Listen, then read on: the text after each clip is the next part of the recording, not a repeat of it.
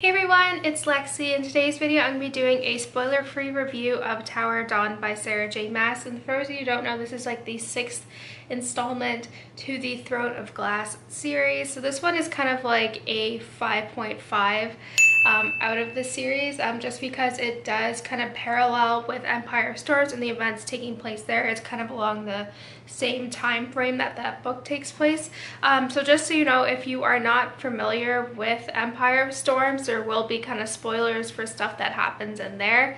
So I suggest you either read that or just don't watch this video at all, because you will be spoiled with some of the stuff that does happen in here, and I will kind of be discussing that. So when I found out that Sarah J Maas was going to be doing a whole book kind of surrounding Chaol's adventure on the southern continent, I wasn't sure how I really felt about that, because I know early on in this series I really love Chaol, especially I know where I find the series kind of went downhill after the 3rd book, and just kind of how the storyline wasn't really what I was liking anymore. I didn't like the direction that the series was going in. The characters weren't really kind of like what we were used to. So I had like I've been kind of hate reading the rest of the series at this point, just because I feel like I've been really disappointed with the direction that it's gone in within the past few books. So this book is, I don't understand how it was going to be like a novella, because this book is just under 700 pages. It was massive and it took me forever to read.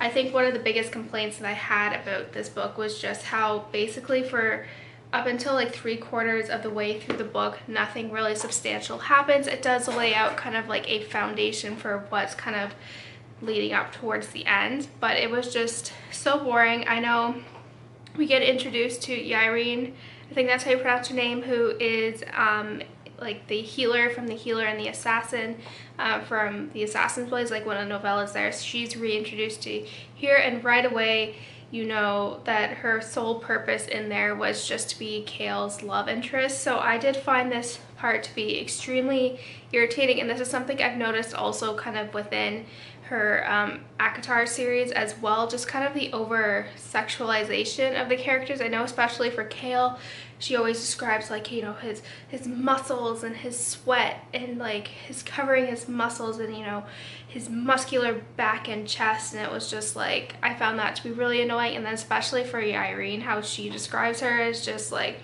a tiny barely there waist but with bulging boobs and like swaying hair, and I found that to just be really problematic in just terms of how the characters are just over sexualized, which really bothered me. So I was not a big fan of that, and she clearly was gonna be end up with Chaol right from the beginning. You know that she's gonna be her love interest. I don't like how also kind of with their like at this point in the beginning of the novel, Chaol is kind of with Nesrin,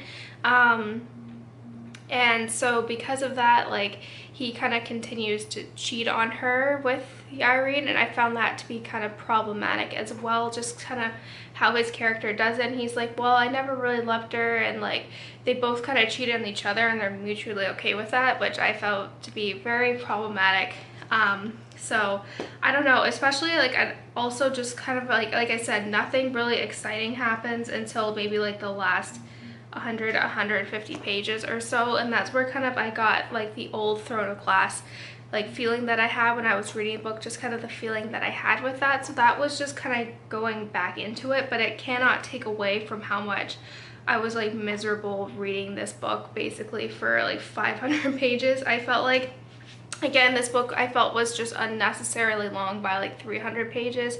It could have easily been a novella, I feel like, or even just like a book, maybe like 300 pages. I think that would have been perfect, but I don't know.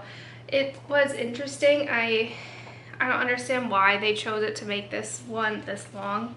It was just very unnecessary long. It was just like, yeah, like I said, like it was just really irritating. I still find kind of the whole like arcing storyline with like Erewhon and all that still to be very confusing, even though they explain this in here. It's just, I don't know, it was just really, it's hard to keep track of everything. So I still find that plot line very like still very confusing. But I will say though, kind of like the last chapter had me really excited for the last book. I cannot wait. I'm just like, at this point I just want this series to be over. I want to know how it ends, and then I can say I did it. But I don't know, like I said, this series has been going downhill ever since basically Heir of Fire, and it just like the way it's been going, like you can't stop this avalanche. And so this book I felt was no different.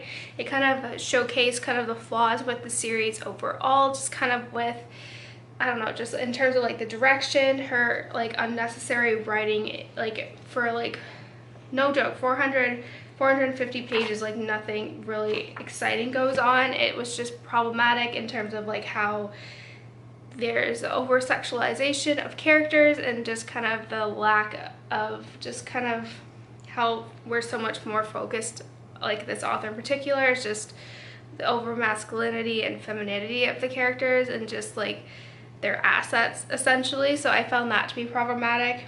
So I gave this like 3 stars. It was okay. I did really enjoy kind of the last, like I said, the last 200 pages where the story actually picks up and it's like, okay, something actually is going on here. So I did enjoy that, but overall it was just, I don't know, it felt like it was really a waste of a full comprehensive novel. It doesn't look, it's the very thin paper, so it looked really small, but then it was just like just under 700 pages, and it took me like 2.5 weeks to read it. It was just like dragging. It was as dry as the desert, no pun intended. But yeah, I was just really kind of meh. I neither hated it nor did I love it, so I'm just kind of in between, and I'm just very happy this series is going to be concluding next year. So that's it, guys. I hope you enjoyed this video. Let me know in the comments below if you've read Tower of Dawn and what you think about it. So yeah, don't forget to give this video a thumbs up, and I will see you guys next time. Bye, guys.